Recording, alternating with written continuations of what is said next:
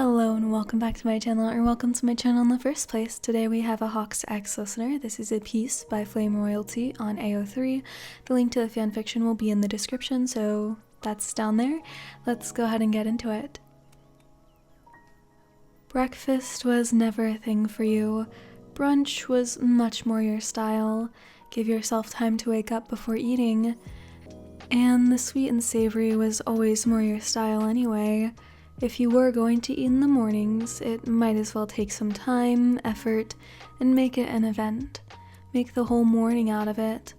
Keigo, however, was still very much bird-like in nature, up nearly the same time as the sun every morning, sitting on the balcony and letting warm rays wash over him. He found peace in perching and watching the city wake up, like he's keeping an eye out when no one else is. There's been plenty of mornings you'd woken up to him having conversations with the local birds that had taken up residence on your roof.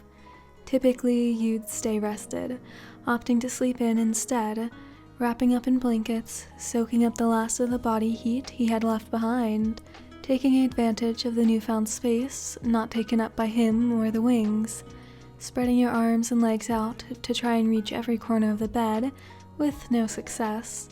Keep yourself in the nest the two of you built every night. Stay comfy until the very last minute. For once, though, your hunger got the best of you, stomach calling out to the fantasy that is the kitchen.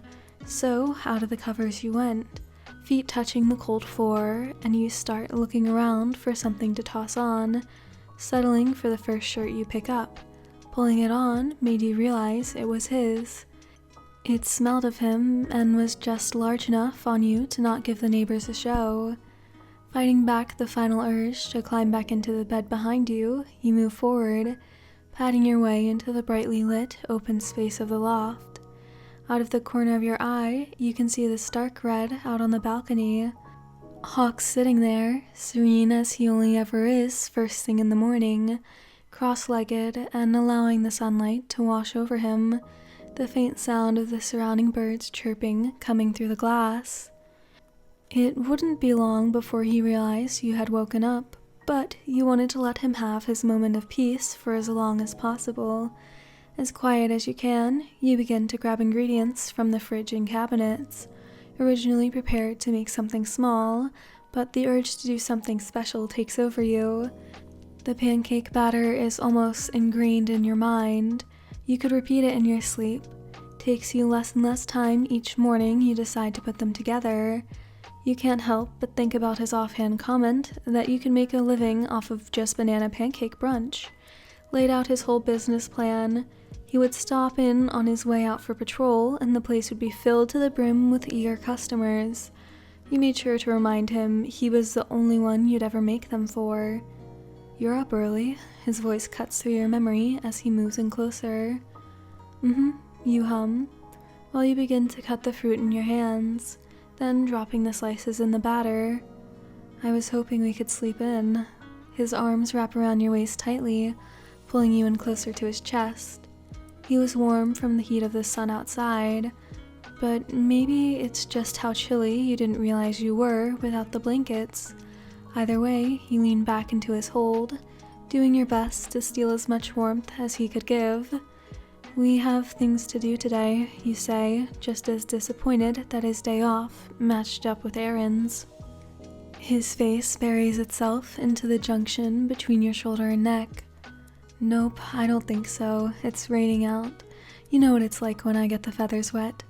With a chuckle, you say, "Keigo, there's not a cloud in that sky. You were just out there, look." But before you can turn to point to the windows, the large blinds close off all chances for the sunlight to filter in. Clearly the work of some far too quick feathers determined for your demise. The now darker room gave the illusion of a late afternoon and did nothing to dispel your need for cuddles. "There, no world outside. Watch, I'll even..." He pulls out his phone from his pocket, clicking a few buttons, and the speaker system starts playing a light rain sound, a soft contrast to the sizzling of the butter in the pan, ready for your participation in the event. If you didn't know better, it would be a half-convincing setup. You open your mouth to protest, but a kiss meets your lips before you can say anything. His arms wrap securely around you again, trapping you in his embrace. Knowing full well he's not going to let you go anytime soon, you return to your meal, scooping and pouring batter into the frying pan, moving to spread it around evenly.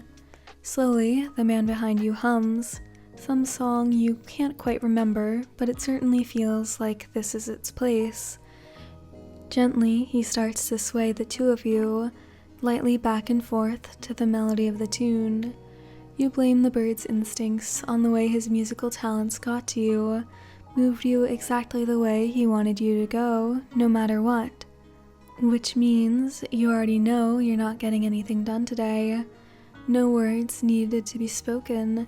You two comfortably start to separate while you plate up the food, offering sample pieces to him to test for texture and flavor. He sets up the cutlery and extras. The routine is so familiar. The first noise to interrupt you is your phone ringing on the counter. You can barely turn to look at it before it's moving, picked up by the case by a feather, swiping it away from your reach. You follow the plumage and reach across the counter to try and get it back from your boyfriend. Keigo, don't pick it up. His voice stern, not a hint of playful. He doesn't turn the phone off either, choosing instead to let it ring. What if it's important, you insist? We're still on call, right? They can handle it. It's too early. The ringtone finally stops going off and he pockets the device, giving in. What if they need you? The only one that needs me and all I need is right here. He gestures for you to come closer. You move around the counter and let him embrace you. The whole world is right here in my arms. Nothing else matters. You have a whole country to worry about. He presses a soft kiss to your nose. Breakfast first. Alright, so that's the end of this one. I hope you enjoyed. So, all of the links will be in the description, including music link, fanfic link, Discord link, and thumbnail art link. So yeah, go check those out. I hope you have a great rest of your day, night, whatever, and I hope to see you in the next one. Goodbye!